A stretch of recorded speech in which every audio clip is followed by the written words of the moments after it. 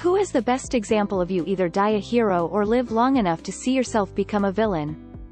Fritz Haber. He discovered a way to synthesize ammonia from nitrogen and hydrogen gas, what is crucial for fertilizers. He was also later employed by Germany during World War I to find a way to weaponize chlorine, thus becoming the father of chemical warfare after successfully doing so.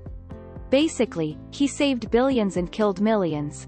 Marshal Philippe Pétain from France. WW1 hero after Battle of Verdun and WW2 head of the collaborationist regime of Vichy that helped the Nazis.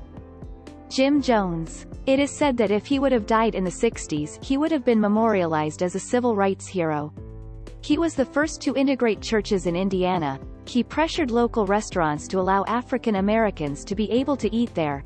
He paid the bills of the poor. Many lived in his house. He adopted needy kids of various ethnicities. He opened soup kitchens in rough neighborhoods, no-cost nursing homes, and lived a modest life with little to his name to make it all happen. He also toured the evangelist circuits to making large sums of money, just about all of which went to support his poor congregation, of which there were thousands of members. After many years of this service, something happened: drugs, narcissism, paranoia, and wild ideologies that pushed him into a complete monster. He convinced about these poor people to follow him into a jungle to live out their communist fantasies only to be murdered by Jim.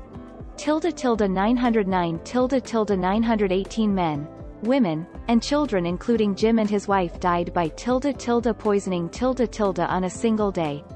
Edit: Jim died by gunshot wounds. My dad. He was always against the law in our neighborhood. Long story short, he wrote an apparently strong-worded letter about all the changes he would make, rules he would enforce, etc. There happened to be a vacancy up for grabs and he ended up as the president. Now he walks around the neighborhood bitching about everyone else's yards. Oscar Pistorius. From global inspiration after winning multiple gold medals running as a double amputee, to convicted wife murderer.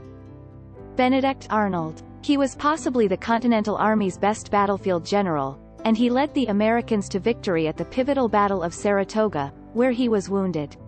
Had he succumbed to his wounds, the Northeast U.S. likely would be covered with statues of the man. As it was, he stewed over the lack of recognition of his greatness and eventually sold out his country to the enemy. Now, his name is synonymous with treason. The African National Congress. The party mainly responsible for the liberation of the South African people from the apartheid regime. Now just a group of totally corrupt cronies. A whole load of these examples prove that it's not you become the villain, it's that eventually your secret villainy gets found out.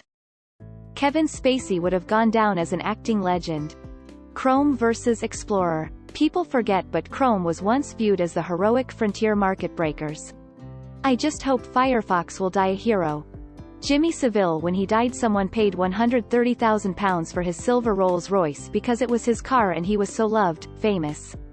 His body was displayed in Leeds my sister went to see, and he was adored across the nation. That was until all of his evil deeds were revealed. His body is now buried in an unmarked grave so that it can't be destroyed. He died a hero but could have easily become public enemy number one, especially in the era of Me Too and Jeffrey Epstein etc., had he lived a little longer. Facebook. When it first came about, it was seen as a safe social media because you had to have a student ID to make an account. It was for high school and college students only. Parents, adults at the time were worried about their kids having contact with adult predators on MySpace following many horror stories from AIM and MySpace interactions. Now it's a shit show of adults posting 24/7 and kids lying about their age to get an account. Data mining users. Normalization of sharing personal data and the company not giving a shit about online safety. Jared from Subway. Going to go for a historical one. Nero. Started his reign with 5 great years, probably down to the influence of Seneca and co., with the Quinquennium Neronis, and ended his life declared public enemy number one and having to have his slave do the deed for him. Google. Don't be evil is completely wiped out of every webpage they own. And for a good reason. Philippe Pétain, a French general who played a crucial role in beating Germany in WW1. 25 years later he collaborated with the Nazis and became the head of Vichy France, a German puppet state. Chris Benoit. He was famous as a pro wrestler until he murdered his wife and child. O.J. Simpson. Just want to say, sometimes it works the other way around. There's been some reconsideration of Chamberlain in the lead up to WW2. It seems a lot of his public statements were forced onto him by the state of the British forces, which he tried to fix. Basically, he was told in no uncertain terms they could not fight a war at that point, and he quietly devoted funding to military upgrades, etc.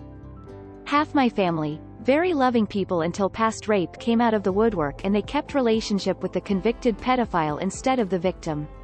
Obviously haven't spoken to them for 10 years now. Eliot Ness. He was praised for his action against Al Capone's distilleries during Prohibition. Newspapers wrote about him, movies have been made about him, and he even had a very popular memoir. After Capone was arrested, he moved to Cleveland with his wife to help solve a prostitution problem the city had. Soon after moving there, a serial killer dubbed the Torso Killer started killing homeless men in a place called Kingsbury Rum.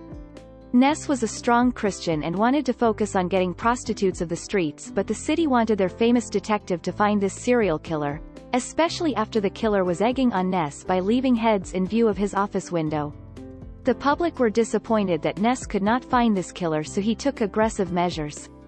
He conducted illegal raids, accused innocent people, burned Kingsbury Run to the ground, and even later said that he found the killer and got his own justice, even though no one was officially found. The whole affair drove him to alcohol and an actual affair. His wife divorced him, he tried to bribe a fellow officer after a drunk driving incident, and eventually tried running for mayor of Cleveland. The public protested by hanging the limbs of mannequins from trees to remind him of his inability to catch the Torso Killer. He died a poor alcoholic. Jerry Harris, Cheer, Netflix. Everyone loved him in the first series, and he was having great success.